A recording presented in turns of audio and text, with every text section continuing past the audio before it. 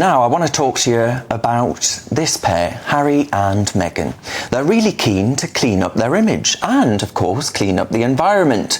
But perhaps they need a better PR team, because they gave their critics another open goal this week when they used gas-guzzling 7-car convoy to take them on a journey around one single block to attend an event in New York City. To discuss this, I'm joined by the New York-based journalist, the award-winning Nelson Aspen. Nelson, thank you very much for your time today. Look, there'll be viewers here in the UK who won't know New York. For their benefit, how far is a single block? I mean, it would take them less than 2 minutes to walk that distance, but I'm sure she had very high heels on. In fact, I can confirm that she had very high heels on. But yes, you were right. To go to this event for part of the mental wellness in a digital age discussion that they were having, they enlisted 7 SUVs that had blacked out windows, and they also had a New York Police Department escort. So it was quite a parade, and as if Manhattan congestion on the roads isn't bad enough, this further exacerbated it. But they got there safely, and I guess that's the important thing, and no one was able to get a picture of them through the blacked out windows, Darren. I mean, Nelson, we associate, don't we, visually at least, a motorcade with a presidential candidate or a president in office. We don't associate it perhaps with reality television stars.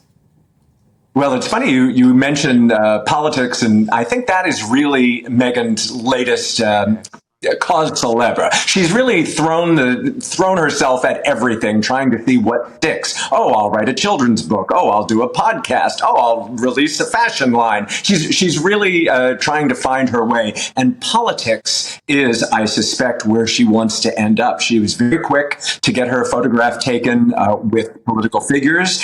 She met Vice President Kamala Harris's husband and made sure there was a photo up there. She does an awful lot of hugging. I think if she wants to be a presidential candidate, she needs to shake more hands and do a little less hugging. But whatever. New Yorkers are not very impressed by celebrities to begin with. Harry's mother, Diana, was an exception when she made her first solo visit here in the late 80s. She really charmed New York City. Of course. Harry and Meghan don't have that effect on New Yorkers. But then, if Meghan has these delusions of grandeur to become a political candidate, for example, is there not a certain amount of a faux pas here, where actually driving in such a massive motorcade, whilst you're also arguing that people need to be greener and cleaner, is somewhat hypocritical?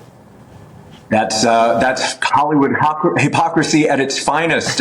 No one is more green than Leonardo DiCaprio, and yet he is constantly on private jets with his model du jour. Yes, exactly. So, I mean, this is going to harm them, isn't it, in America, right? This isn't... The polling, if you look at public polling, the pair aren't as popular as they once were. And, of course, they went to America for the fame and fortune, surely.